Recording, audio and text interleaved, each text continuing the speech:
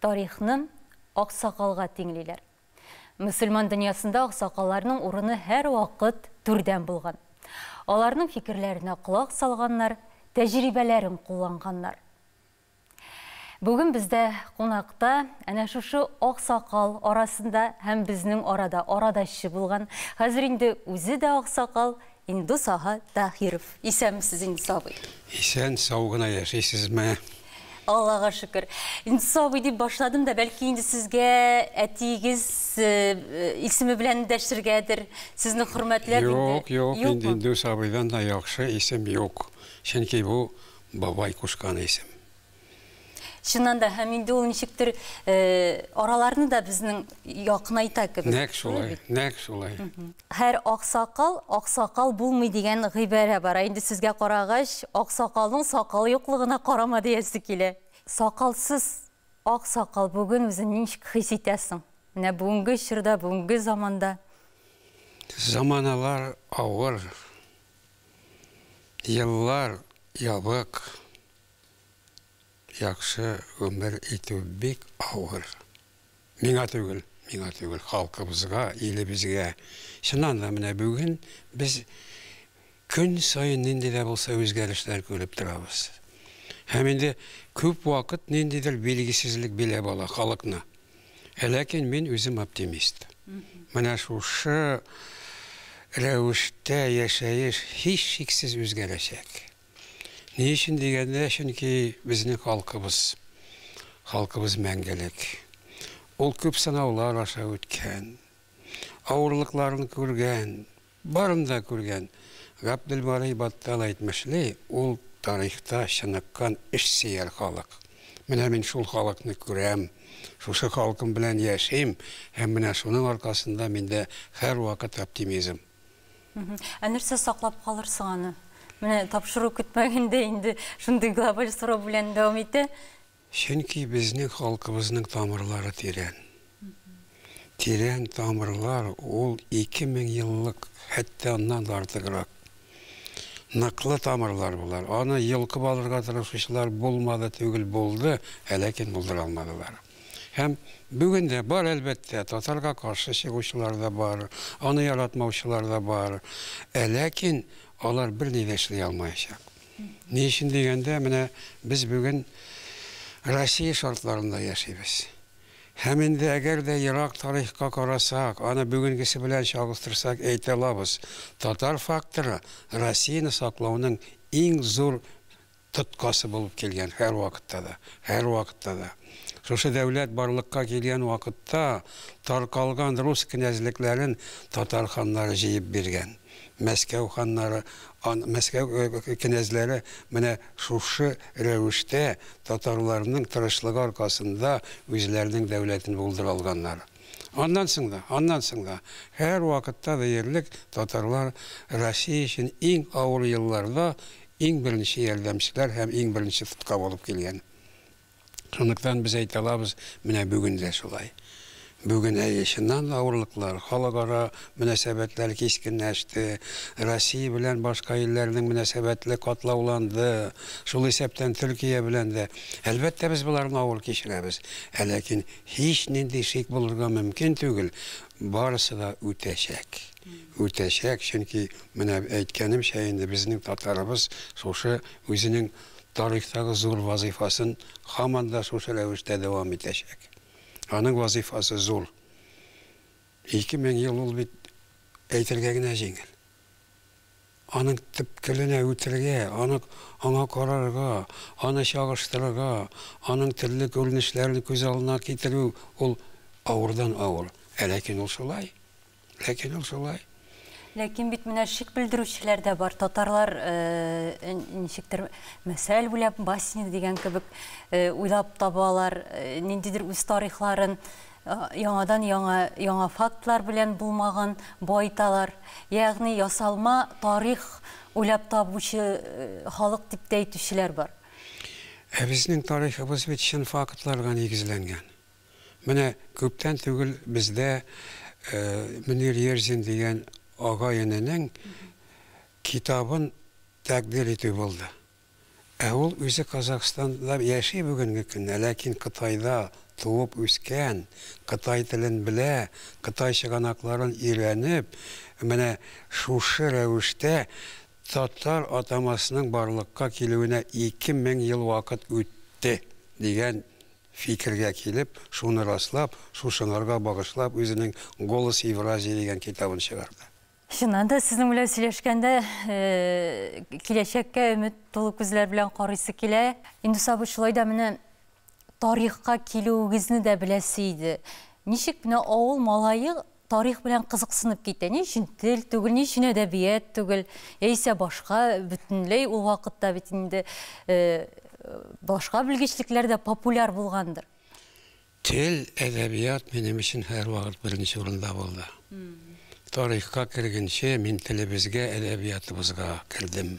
Һәм инде безнең әниебез татар теле укытучысы буларак, безгә менә шушы милләтебезнең әдәбиятын, аның телен беренче урынга куярга өндәде һәм шушыны эшләде дә. Без бик күп укыдык балачактан бирле. Әниебез телебезне ачуына түгел, безгә укый язырга да өйрәтүче шул булды. Һәм безнең укый башлаган китапларыбыз менә минем үземнең, ул әлбәттә татар әдәбияты. Татар әдәбияты мин күпләп белә идем, күпләп укый идем. Һәм инде кайбер вакытларда менә сугыш вакытларында безнең әниләр инде мәктәп директоры, укытучылар халык арасында концертлар куйган вакытта мин дә чыгып декламациялар сөйләй идем. Менә шушы вакыттан. Шуның өчен мин әйтмәс идем, менә тарихка мин ниндидер рәвештә әдәбияттан читләшеп килдем дип. Юк, барда бергә килде. Һәм аларны аерырга да кирәк. Аерырга да кирәк. Минем татарлыгымны нәкъ шулар уятты. Татарлыгым мине тарихка китерде. Миндә һәр вакытта да менә без ни рәвештә дәүләтсез калдык икән. Нигә шушы рәвештә яшибез икән дигән сорау һәр вакыт була килде. Менә Тукайның шүләлесе бар бит. Шул шүләлесендә ул яза, менә урманнарны итә, урманнарны, агачларны чагыштыра Чыңгыз гаскәре белән. Һәм шул вакытта исенә төшә, шушы Чыңгыз вакытындагы безнең үткән вакытыбыз, һәм инде биекләребез шушы вакытта аның күз алдыннан үтә, һәм бүгенге көн белән чагыштыра да, ах дисең, ник без булайсың, без дә хакның бәндәсе ди. Шуннан да шулай менә мин дә шушы рәвештә. Мин дә шушы рәвештә. Мин дә шулай менә без дә хакның бәндәсе. Нишләп без шушы рәвештә дәүләтсез калып, бүгенге көнне менә шушы дәүләтебезне торгызу өчен көрәшәбез. Без көрәшәбез, тарихчы гына түгел мин. Бу сорауга җавап таптыгызмы? Бу сорауга җавап әлбәттә ул халыкның үзендә. Менә шул ук Тукай яза бит, Тукай яза. Без бер-беребезгә ук атып яшибез ди. Менә шушы бер-беребезгә ук ату. Кайберләре безнең бигрәк тә менә шушы элита мырзаларының башка якка күчүе, Мәскәү ягына китүе, сатылулары, алар булган хәлләр. Буларга без һич кенә дә күз йома алмыйбыз. Бу халык түгел әлбәттә, халык түгел, халыкның элитасы. Халыкка тел тидергә ярамый беркайчанда. Менә шушы элита, аның менә шушы рәвештә яшәеше безне дәүләтсез калдырды. Без бүгенге көндә менә шушы дөреслеккә туры карарга тиешбез. Менә Рафаэль Хакимовның күптән түгел мәкаләсе дөнья күргән иде. Менә бу бер-беребезне батыру, бер-беребезнән көнләшү, ниндидер рабское мышление дип язган ул. Ягъни ниндидер бәлки чыннан да комплекс неполноценности дип әйтәләр бит. Безнең халыкта бәлки ул геннар аша киләдер. Ул геннар аша килгән әйберләр бар әлбәттә. Ул бит менә бу кол психологиясы ул бездә генә түгел, русларда да шул бит ул. Ни өчен дигәндә, менә бар Чадаев булган. Чадаев инде татардан чыккан качандыр, аның тамырлары татар тамырлары. Ләкин инде үзен рус итеп хис иткән кеше күренекле, һич шиксез иң менә бөек философ дип әйтер идем мин шул вакыттагы. Ул Пушкин заманында яшәгән, Пушкинның дусты ул. Ул менә шушы рәвештә, шушы куллыкны, менә куллыкны, рус халкындагы куллыкны һич шиксез менә юк итергә, котылырга кирәк, чөнки бу куллык безне бик зур авырлыкларга китерде дип яза, чыннан да. Ләкин кече милләтләрдә ул күбрәк чагыла барыбер дә. Кіші милләтләрдә шулайдыр, ләкин татар ул кіші милләт түгел. Татар бийек милләт ул. Без менә шулай үзебезне алдамыйбызмы? Юк, юк, алдамыйбыз. Алдамыйбыз, чөнки әйтәм бит, менә Россиянең тарихының кайсы гына битен ачып карасаң да, шушы бийеклекне күрәсең, татарның бийеклеген. Әлбәттә инде фактларны дөрес күрсәткән вакытта, аларны яшермәгән вакытта, андыйлар бит бар. Менә шул Россиянең битен дисез дә, әлбәттә тарих әсбапларына да күз салырга кирәктер, чөнки менә 5нче сыйныфтан ук татарлар, алар йырткычлар дигән әйберне без беләбез бит инде. Менә безнең күренекле галимебез Ризатдин Фәхретдин. Аның сүзләре бар шундай. Тарихның дошманы юк. Ул һәр халыкка да бер тигез карый.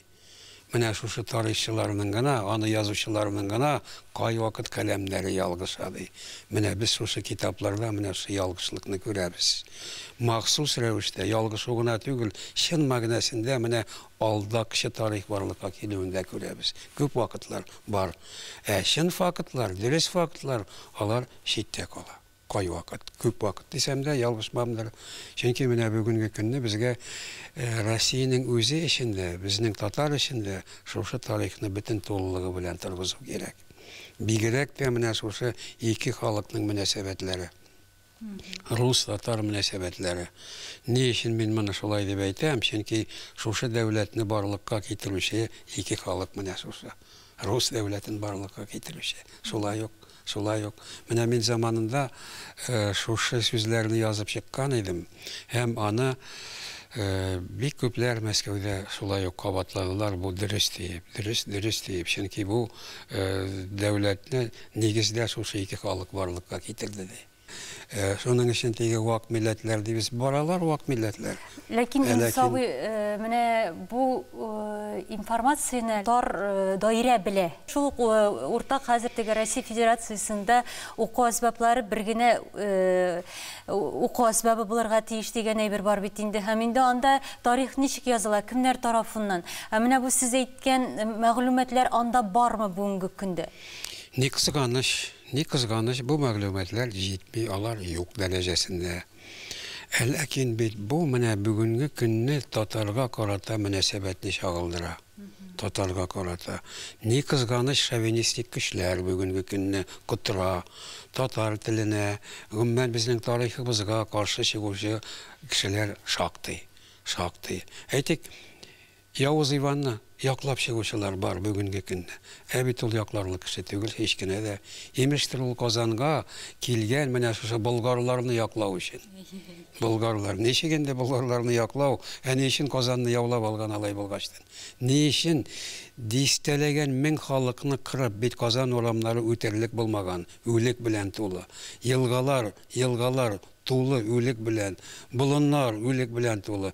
Ничәмә 100 мең кеше халак була. Аннан соңгы депортация. Безнең халык яшәгән урыннарыннан күбесен куалар бит.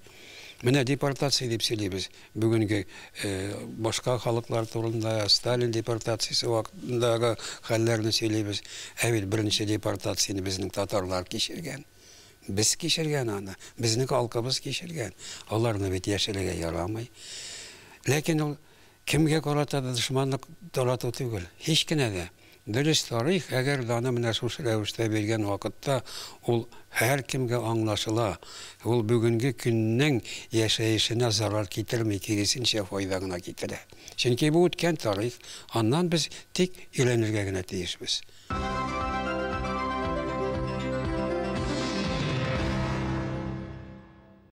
Шуннан да сез әйтәсез, тарихны бик күпләр тудыра, тарихчылар, ягъни инде менә оркестрга тиңләргә буладыр.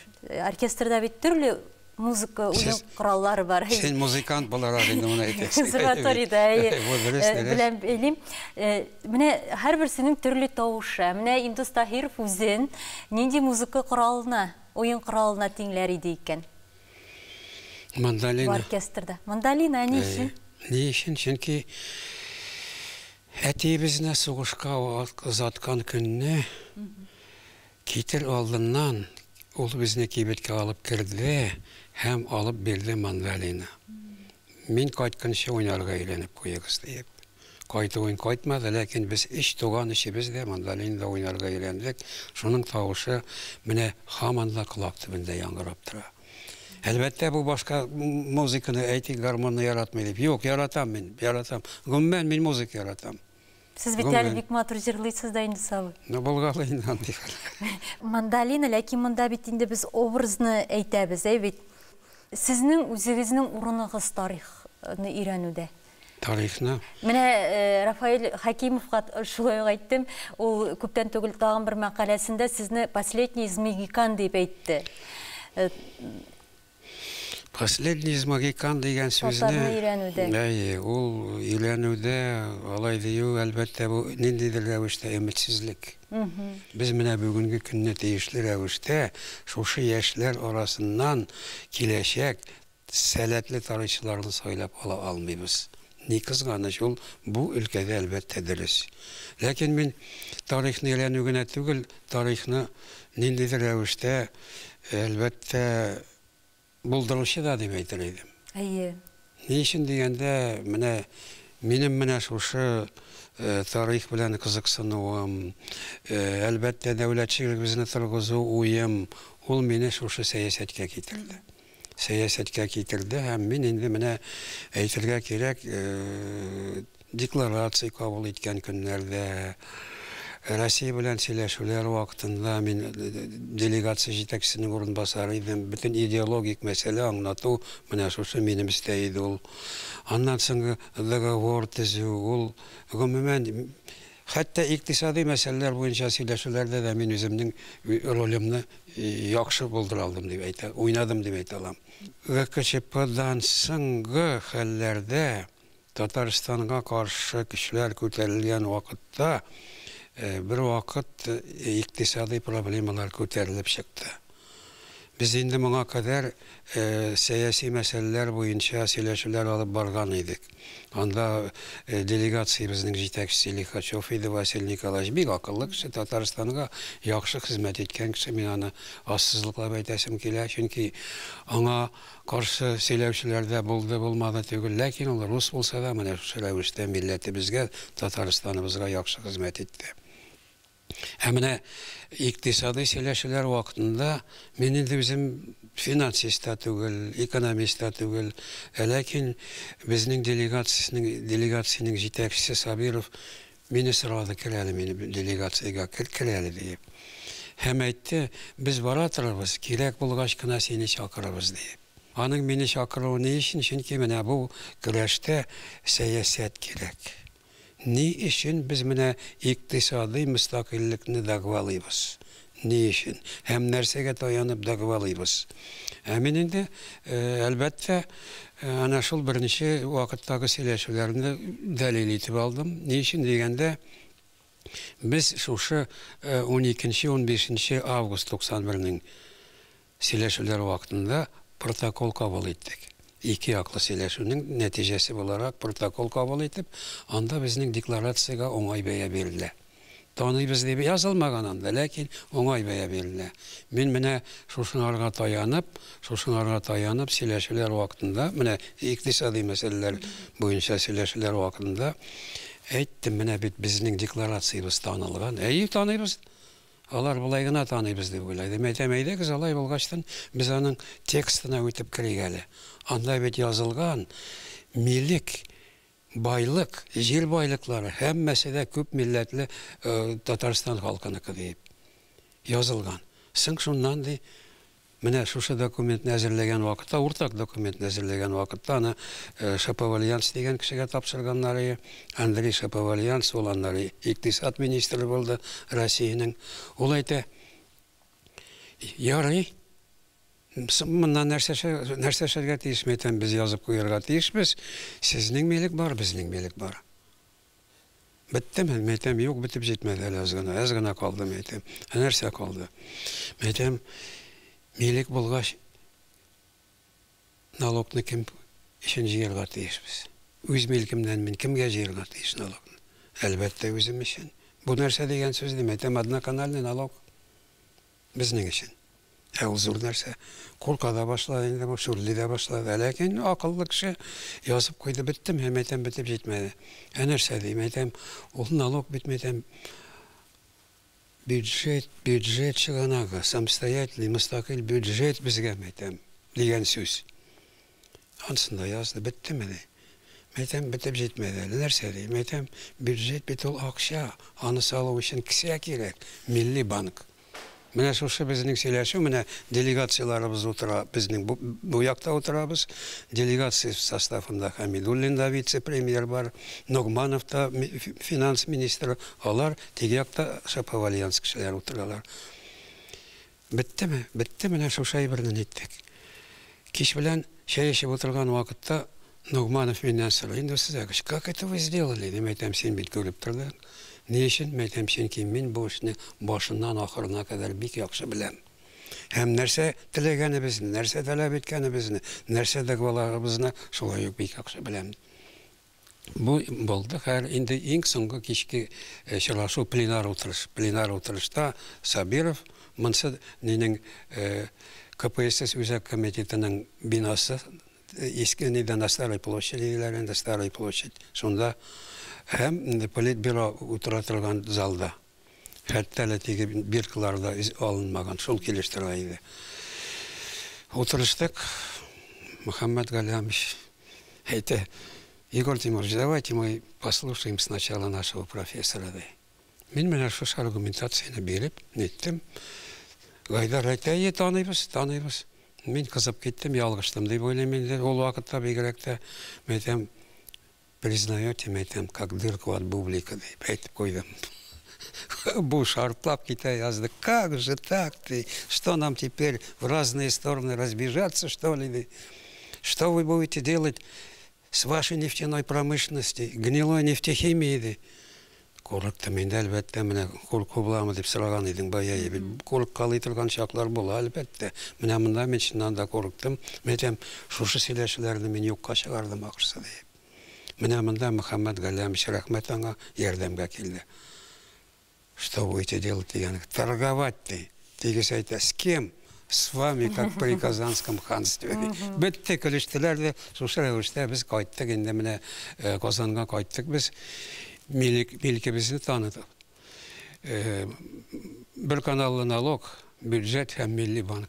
Инде сабый чыннан да бит сез инде бу шушы милли хәрәкәтнең башында торучыларның берсе, һәм бик күп эшләр эшләнгән. Суверенитет турында декларация, сез әйткәнчә референдум, конституция кабул ителү.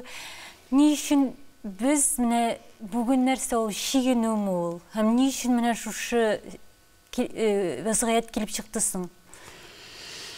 Әгәр дә бер төрле генә дәвам итсә, вазгыять, бер төрле үзгәрешсез генә булса, ул һич кенә дә дөреслеккә туры килмәс иде. Ләкин теге үзгәрешләрнең дә безгә табышлар гына булсын дигән үзгәрешләр көтәбез. Әлбәттә, без шуны гына көттек тә, әлбәттә. Ләкин шигенүләр булды, әлбәттә, дөрес, шигендек. Ләкин шигенгән вакытта да безнең төп казанышларыбыз сакланып калды. Төп казанышларыбыз. Ул төп казанышлар нәрсә? Менә без халкыбызга менә шушы ышанычны тудыра алдык. Халкыбыз менә шушы суверенлыгыбызга инанды. Һәм бүгенге көндә дә ул инануның биткәне юк. Әгәр дә менә бүгенге көндә шигендек, ләкин бүген республикабыз иң беренче сафларда бара Россиянең. Әйтик, менә нефт энәсендә яшибез дип әйтәләр Россия. Без бит ул энәдән Татарстанда төштек диергә ярый. Чөнки без менә ана шул сөйләшүләр вакытында безнең тагын бер казанышыбыз шул булган иде. Без ул вакытны 28,5 миллион нефт чыгара торган идек. Менә шуның яртысы сезнеке, яртысы безнеке. Шуңа килештек бит без. Ул бит бик зур нәрсә. Менә бүгенге көндә нефт эшкәртү безнең үзебездә. Чын мәгънәсендә без хәзер менә күбрәк менә шушы нефтне шимал рәвешендә түгел, Чимал рәвешендә түгел. Менә шушы аннан эшләнгән компонентлар һәм шушы рәвештәге продукцияны саталабыз бүгенге көнне. Һәм күп вакытта. Менә күреп торабыз, безнең президентыбыз Миңнеханов илдән илгә йөри, илләр белән, җирләр белән аралашып, әни өчен аралашалар. Чөнки Татарстанның мөмкинлекләре зур. Татарстанга ышаналар. Татарстан ул мисалы республика. Безгә карап яшиләр, безгә карап. Әлбәттә, biz менә безгә кирәк, әлбәттә, союзниклар кирәк, анда сүз дә юк. Декларация кабул иткән вакытта да кирәк иде. Без ул вакытта Башкортстанга да бардык, менә чөнки безнең декларация бит ул беркемнекенә дә охшамаган. Чөнки безнең декларациябызда без Россия составында идеп күрсәтелмәгән. Менә башкортлар да шушындый декларация кабул итмәсме дип безне Шәймиев җибәргән иде ул вакыттагы идеология секретаре Идиятуллин белән Уфага. Уфага без бардык, аларны күндердек. Сез дә шушындый декларация кабул итегез дип. Күндердек, ләкин аларның югары советлары аркылы үтмәде бу. Алар үзләрен Россия составында игълан иттеләр. Менә шуннан кайткачтан бер вакытны Шәймиев союзникларсыз калдык бит без ди. Көрәштәшләребез юк хәзер ди. Мәйтәм алар бит Тимер Шәрипович белән бергә югалтмадылар. Ничек югалтмасыннар ди. Мәйтәм чөнки алар заманында үзләренең Россиягә ирекле рәвештә керүләрен таныдылар. Безнең дә мәйтәм безне таныганыбыз юк. Ул нәрсәне. Без ирекле рәвештә Россиягә кермәдек. Менә бу менә шушы фактта менә шушы ирекле рәвештә кермәүдә безгә сөйләшүләр вакытында ярдәм итте. Менә бүген инде сабый шулай ук бит, менә президент атамасына гына кагылышлы карасак та, милли республикаларда инде без генә калдык кебек. Без союзниксыз калдык, бер үзебез калдык без. Андый вакытлар бу закка менә бу атамага кагылышлы сезнең фикерегезне беләсе килә. Кирәкме ул әллә инде ул бары тик бер сүздә генәме ул сезнең публикагыз искә төшә? Юк. Юкмы? Юк. Исем бүгенге көнне менә бу исем ул җисемгә тәңгәл. Ни өчен дигәндә, аны безнең халкыбыз үзе кабул итте. Әгәр дә безне шуннан биздереп, башка исемгә күчерсәләр, без үзебезнең суверенлыгыбыздан баш тарткан булабыз. Biz аңардан баш тартырга җыенмыйбыз, һич кенә дә. Әгәр дә безнең хукукларыбыз Мәскәү кулына күчә икән, менә шушы атаманы бирсәк, шуннан башлап безнең бөтен хукукларыбыз акрын-акрын гына Мәскәү кулына күчеп, гомумән бер вакытны республикабызны юк итү мәсьәләсе дә килеп чыгарга мөмкин иде. Менә исем, менә шушы исемгә тәңгәл. Шуны саклау ул безнең халкыбызның бурычы ул. Ләкин менә хукуклар дигәндә ул әкрен-әкрен генә булай да, шул ук мәсәлән мәгариф фән өлкәсен генә алыйк. Хукукларыбыз бит әзәйгәннән-әзәя, шул ук федераль менә уку буенча мәгариф системасында федераль законнар кабул ителә.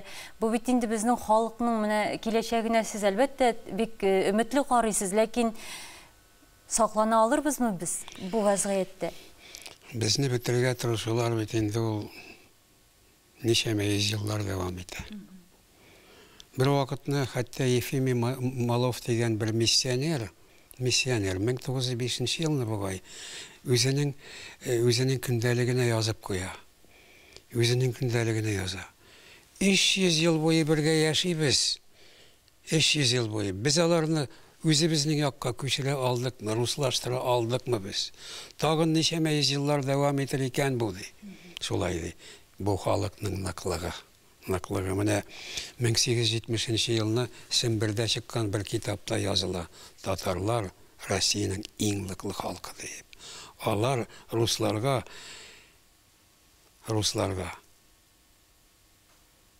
сәяси рәвештә генә буйсындылар ди. Нигездә алар буйсынмадылар. Аларның рухлары калды шул килеш. Шуннан да без рухи бәйсезлектә яшибез. Яшәдек һәр вакытта да. Менә мәгариф системасы дип бит. Әнәрсә патша заманында Столыпиннар безгә мәгариф системасын тудыра килгән менә. Алар аңа һәр вакыт каршыга килде. Татарның мәгариф системасы гына түгел, алай гына да түгел. Менә могҗиза инде мин моны әйтеп тә үткәнем бар. Әгәр дә шушындай булмаса татар 19-20 гасыр шигендә шушындай яңарыш кичерә алган булыр иде менә. Яңарыш. Димәк, безне яңарыш көтә дип уйлыйсыз. Яңарыш бит ул менә 1905 елдан соң кинәт диярлек 30-дан артык журнал, газет, журналлар барлыкка килә. Аны кем булдыра ала шушы кадәр? Татар халкы иң укымышлы халыкка әверелә. Кем булдыра алган моны? Безгә моны патша биргәнме? Столыпиннар биргәнме? Буа килделәр, ләкин буа алмыйлар. Бүген дә каршылыклар булыр, бар, үзебез тарафыннан да хаталарыбыз җитәрлеге бит. Ләкин безнең телебезне дә, динебезне дә, яшәешебезне дә беркем дә бетерә алмаячак. Телгә ихтияҗ булмаса да? Телгә ихтияҗ бар. Телгә ихтияҗ бар һәм булачак. Чөнки татар теле ул махсус тел. Нинди ихтияҗ менә сезнеңчә? Беренчедән, Россиянең үзе өчен кирәктер. Әгәр дә ул менә бу элеккеге Төркия республикалар белән аралашас килә икән, әлбәттә татар телен белгән дипломатлар кирәк. Чөнки татар теле һәрбер төрки халыкка аңлашыла. Чөнки татар теле төрки телләр арасында дөньяның 14 теле. Шулай, ләкин инде сабый монда менә куйык. Мәктәптә укучы бүгенге бала. Менә миңа мәсәлән танышларым арасында бик күп эшләргә мөрәҗәгать ителәр. Гүзел, сделай, пожалуйста, вот это упражнение. Рус телләр. Алар инде миңа гына әйтмиләр инде, туйдык без шушы татар теленнән безгә нәрсәгә кирәк ул дигән. Менә нәрсәгә кирәк ул? Ихтияҗлары юк бит. Ихтияҗ булса, ихтияҗ беренчедән Россиянеке булачак. Әле бит башланды гына. Әле тарих дәвам итә. Чөнки бит заманында 18 гасырга кадәр татар теле дәүләт дипломатик теле булып яши килә. Әнә шул Азия илләре белән аралашкан вакытта безнең телебез беренче урында була. Шушы тел белән эш итәләр башка илләр белән, Төркия илләр белән. Шушы тел белән. Шунлыктан менә бүген дә Россия менә күрәсез, Көнбатыш белән хәлләр кискенләште. Һәм инде аралашу шул Төркия республикалар белән, Төркия, Урта Азия республика, Үзәк Азия белән аралашу мәнфәгате барлыкка килде, ихтияҗы барлыкка килде. Һәм әлбәттә татар теле. Татар менә бүгенге көнне ул шулар арасында арадашчы. Бу тел ул үлә торган тел түгел. Әлбәттә проблема. Әгәр дә шулай да тел үлсә, милләт саклана аламы менә телсез сезнеңчә? Беренчедән без сакланган мисалларны беләбез. Яһүдләр телсез калдылар, ләкин дәүләтләрен торгыздылар. Һәм телләрендә кире кайтардылар, булдырдылар. Бүген Израиль менә анда карап менә шушы торгызылган үз телләре. Ә ул юк иде. Менә бүгенге көнне бездә яшәгән яһүдләрнең күбесе бит бу телне белмиләр бит. Ләкин аларның йөрәгендә шушы әйбер саклана, еврейлыклары саклана. Безнең дә татарның эчке дөньясы ул татар дөньясы. Безнең өчен иң беренче урында әлбәттә ул милләтебезнең эчке дөньясын саклау. Milli ideya кирәк дигән бик күп еллар бара инде бу сөйләшү. Менә сезнеңчә безне нәрсә берләштерә ала? Нинди milli ideя? Milli дәүләт. Дәүләт? Дәүләт булса барда була. Дәүләтебезне аякка бастыру. Ул булачак, анда мин шикләнмим. Кайчанрак менә? Күпме вакыт үтәргә тиеш? Алай юк вакытын мин әйтә алмыйм, ләкин ул булачак ул. Ул булачак, безнең дәүләтебез кайтачак. Бүгенге менә Россиянең шушы рәвештә яшәеше, аның шушы рәвештәге үзгәрешләр кичерүе, аның менә шушы барлыкка килгән таркалу мөмкинлеге, алар бөтенесе дә менә безнең шушы татар факторына тиеш бәя бирмәү. Аның сәбәбе шул. Ләкин milli дәүләт сездә milli университетыбызда юк бит әле. Менә сез яһүдләрне мисал итеп китердегез, ялгышмасам, Россиядә яһүдләрнең иш югары уку йорты бар. Яһүдләрнең дәүләтләре бар. Яһүдләргә аларга бу кирәк. Чөнки алар бит менә үз илләрендә генә түгел, башка илләрдә дә идарә итәләр. Гомумән, әгәр дә мин бүгенге көнне дөнья белән алар идарә итә дисәм, әллә ни зур хата җибәрмәмдер. Кайсы илне карама. ақшыны қара, анда кімдер? Başka illerni kararız. Anda da şu rəvişdə. Angliyada da şu rəvişdə biz görəbiz alarının mümkünlüklərini hem ne rəvişdə yığıntıların görəbiz bitbitinisində. Bunlar göz alında varsa da. Şundaktan indi aytıb bola mene bugünkü günni bizning için alar misal bolup tura. Örnek. Ne işin degende nərsəgə öyrənirgə tiyis biz alardan. Mene şu bir bizge ok atudan toktau. Bir-birimizden künləşməkdən toktau. Künləşəbiz. O qatabız bir-birimizə. Mene bugünkü gündə həmmə gazetlarımızda da ol, radio, televizyonda görünüb tura sosial rəvişdəki yaşayışımız. Biz onu bitirgə tiyis əlbəttə. Örnek, ol yaxşı örnek, başqalardan yaxşı örnek alırğa gerek. Künləşib tügül, yaxşı örnek alırğa.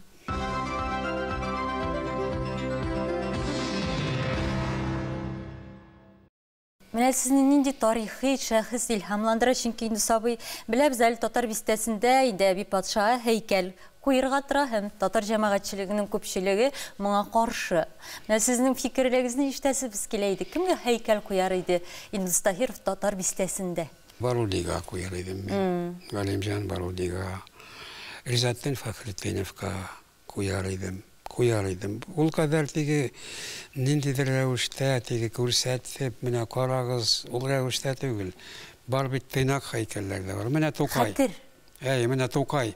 Тукай бит инде ул мөгъҗиза бит ул. Мөгъҗиза бит ул. Ул чыннан да менә мин безгә Аллаһ тарафыннан бирелгән бер бүләк дип саныйм аны. Чөнки 27 яшь яшәп бетенесе. Ne kadar mihnet görüp, ne kadar ağırlıklar görüp, sosyal rəvişdəki özünün icadını buldur o. Sosyal rəvişdəki yazmaları, onun yazganları, ol iskitkis zor heykel. Heykel, ondan da zor heykeli yok. Ömümen heykellerini tilese kimge koyu bilen min maokmas idim, hiç kine de. Andı heykel koyurdu kişiler var, alar lakin bik sirek. Инде сабый инде Тукай турында сөйләшкәч, мәдәният дөньясы тапшыруы, мәдәнияткә дә күз салыйк әле. Менә бүгенге көндә шулык әдәбият, сәнгать торышын күзәтеп барасызмы? Канәгатьмесез аннан? Канәгать булып, канәгать толысы белән канәгать дип әйтә алмыйм мин. Чөнки бүгенге көндә менә мине бигрәк тә безнең эстрада борчый. Эстрадабыздан татар җырлары китеп бара. Türlü rəvişdəki bulur-bulmaz sözlərə, bulur-bulmaz köylərə kilənən jırlar, jırlana. Həmində xalqını mənə şoşunu özümüzün jirmığımızdan alıp getib bola bu. Akşa hesabına əlbəttə, akşaşlıq hesabına min mənə qarşı əlbəttə. Bunda nərsə gerek? Bunda əlbəttə dövlətin qatnaşı gerek. Dövlətin neçəgin diləsə kim səhnəgə bulur-bulmaz jır, bulur-bulmaz söz tınlab oturğa deyir, yırlab oturğa deyir. Hələ mənə Razil Vəliyev bilən də bir konsertdə oturağız. Yırladılar indi, yaxşı yerçilar yaxşı. Məйтəm, bir нәрсә xatırlab qaldın mı? Bir нәрсә yox. Mənə buldu, шығып ketdin, antıldı bütünüsə. Әбет mənə bizning yırlarımız, yırlarımız. Әйтік Фәрида Пакудашеваның. Әйтік Сара Садыкованың өзі yazған жырлағанлары да әбет бүтінесі. Олар mənə қай вақыт еріп ерелер. Күні бойы mənə başta şolar mənə yerip yeri. Sosyal rəvişdə yanğırıylar. Bugün andələrini min görməyim. Alar yox. Mənə bu mənə bir şey əlbəttə. Қазанларында шундый сөйләшү дә булды. Milli геройларның сәхнәгә күтәрелмәү проблемасы. Менә сезнеңчә менә бу тарихи чын барлыгы һәм сәнгати фараз менә кирәкме ул һәм ни дәрәҗәдә менә бу сәнгати фараз тарихи чын барлыкка туры килә? Менә тарихны аны бит ağır fen bit indi o. Аны сөйләү дә ağır. Фәнни яктан. Фәнни яктан да. Шуның өчен бит бүгенге көнне укучылар саны да бик нык кимеде. Ул бездә генә түгел, гомумән шулай. Гомумән. Шуныктан менә бүгенге көнне укыла торган әсәрләр кирәк. Кызыксынып укыла торган әсәрләр, алар җитеп бетми, ни кызганыч. Җитеп бетми. Менә кайбер әсәрне укый башлыйсың, аннан аерылып булмый. Кайберсен Kışkal bilen, ya okup da bitir almışsın, kalaş ol keleş. Mine şunun için bugünkü günde mine tarihini şuşu revişte görsetdi. Ama edebiyat şunday bulur ateş bizlik. Şuşu revişte okulatırgan. Kişilerin bizine tartırtırgan edebiyat. Ağır tilli yazışılarımız var bizning, var. Bek ağır tillileri var. Lakin jingilirek tilliler bula kürsin idi. Haytik mine Marat Kabirov degen jigit bek aybet yaza. Tilebe ütken. Mine şundaylar gerek bizge. Vahit İmamov, şundan da mine selatli kişilerinin birisi. Onun bir tamırı tarihka, ikincisi edebiyatka, üçüncüsü halkka barıp jite. Mine şuşunday kişi ol. Ol halkımızga torluklu kişi. Ol talantlı kişi. Hem indi elbette mine şen magnesinde Tatarını Tatar itiği için güreşuşi kişi. Andaylar var elbette. Var. Indi sabı indi sizin şahsingizge de koyduk tapşırыбыз ahırında. Siz şunday oңай энергетикалы киши, менә гармонияга ирешү турында бик күпләр хыяллана бит. Ә менә сезгә карагач та шундый үз-үзегез белән килешеп, шушы тарих белән генә түгел, бүгенге белән дә килешеп, бүтән вакыйгаларны кабул итеп яшәгән кебек. Ә инде гадәттә алай итеп, менә Ходай белән бергә булган кешеләр яши, Ходайга табынган кешеләр. Менә сезнең аның белән дуслык ничек? Min Allah'a Teala'ya her vakit ışanıp yaşadım. Her vakit gümümen eğer de bizge İslam dini inmegen bulsa 1552 yıldan soň belki biz bütüne yokka çıkkan buluryduk. Bizni dinimiz saklap kaldı. Şunluktan elbette aňa torluklu bolu, ol tilge torluklu bilen bir dengel.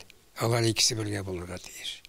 Şunun için indi elbette mine bugünkü günne yaşlarımızın meşitlerge köplep yerülerin binanı bik de yaratan, bik de gerek. Bizning anakabız namaz okuy mesela. Kayyum namazlıkta iyi. Ulu okuşayla mektep okuşsa namazlıkta andı yaşlar var.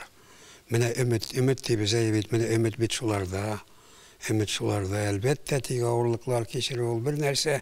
Lakin ümit diye nerse ol mine şu halkka korap, bigirekte yaşları bizge korap mine şu ümit artkandan ortadır. Şundan da. Indi bizime kelgende elbette benim şulay yok türlü vakitlerim bula. Lakin min mine bir kimge de hoş uzaklamayım. Elbette mine karşı düşmanlık işlevçiler de buldu bulmadı tügül. Kişilige de toru keldi. Lakin mine benim alarga karata bir neydi nefretim yok. Şöyle düşünkülükке verilgen şaklar az bula mı? Bula elbette. Eden balasında ansız bulmay, ansız bula almay ol. Eğer de indi giltigi bir şuşu küderinlik ruhtağına yaşadım deysen, ol dürüst bulmasıydı. Ol gündelikte de varlıkka kile. Eytik, üzüne aşamağın lektsiyi, okup şektin ayıbet, mine aşamıysın hali. Düşünkülük ayıbet. Kanagatsizlik gelip şaka. Eğer de indi mine üzünün yazgan birer makaleni okup karaysın ayıbet, üzüne aşamayıken şolay yok ne? Şolay yok. Anın kebek, birev bilen aralaşkan vakittan indidir mine üzüne kabul etirdey bulmagan nerseleri iştesin iken olda kanagatsizlikka kitire. Andılar bula. Mine indi etkenim söyleşiler vaktinde hatalar jiberesin iken. Şolay yok. Hata jiberge yaramay. Hata jiberge mine bu milliligimizni saklaw için, devletimizni turguzu için bargan söyleşilerde hiç nindi hata jiberge yaramay. Çünkü hata jibergenini kütüp güne turalar. Şundan faydalanırga äzir bolarlar. Aytik mine bir vakitde şolay ne boldy. Şuşa söyleşiler vaktında birinci mine 12-15 Ağustos 91 yıl Şakıray degen birev benim şuşa delillerini tınlagandan soň вы что ли из России выходите что ли? Anlatıp berdim indi. Mine şuşa söylegenim şey bitmedi. Bizning onda kirgenimiz de yok. Şundan soň Şakıray bu benim neyme günde de aytdı. Значит, мы из России не выходим, но в нее и не входим. Это вот правильно этом рассуждение, Сергей Михайлович. Соңғы шырашым Урбулис bilen Кремльде biz Лихачев bilen ikimiz şıraşkan vakitte делегацияга күптән түгел генә кертелгән, ләкин делегация җитәкчесенең урынбасары рәвешендә академик Тишков минем шушы нәйләрне тыңлаганнан соң тагын сорау бирә. Вы что, из России выходите, что ли? Мин карадым, булыс, ул бит минем белә, минем җавабымның ни икәнлеген. Мәтәм, Геннадий Эдуардович, мне отвечать на этот вопрос? Теге карады да, Тишковка, давайте Татарстану больше таких глупых вопросов задавать не будем. Бу әлбәттә күтәренкелек менә. Күтәренкелек, чөнки без менә шушы Кремльдән чыктык, кол кысышабыз Лихачев белән, Индус Изакович, 4 августа 92 года. Индус Изакович, давайте навсегда запомним этот день, дип, кол кысышып кочаклаштык та хәтта. Күтәренкелек булса, әтшенкелеге дә була. Була, андыйлар да булды. Сәяси тормышта да, әлбәттә инде, үз тормышымда да андай хәлләр булмады түгел. Булды. Тормыш бит инде ул, нишләтәсең аны? Менә еллар үткән сайын, гомер үткән сайын, дуслар, танышлар даирәсе дә тарайганнан тарая яисә инде бөтенләй үзгәреп бетә диләр. Менә сезнеңчә, менә бүген кемнәр белән аралашасыз? Бар иде заманында безнең укытучыбыз, минем укытучы түгел, ләкин бик факультеттагы күренекле кеше, безнең тарих филология факультеты да бит. Әнвәр Ахунзянов дигән. Ул рус теле белгече. Һәм доктор, профессор шушы өлкәдә. Шулай ук авылдан чыккан, Башкортстаннан чыккан кеше ул үзе. Сезнең кебек инде менә шундый. Ул әйтәдер. Мәйтәм, Әнвәр абый, шул кадәр мәйтәм, мотор күренәс, чыннан да чибәр кеше иде инде ул. Чибәр кеше иде. Так-то, но так-то. Вот перестали ведь звонить по телефону. Людей, которые мне звонили, всегда их становится все меньше и меньше. Ул һәркемдә дә шулай, бүген дә шулай ук әлбәттә. Ләкин шул ук вакытта турлыклы яшьләр арасыннан да хәтта аралаша торган кешеләр бар. Бетте дип әйтә алмыйм, алар бар.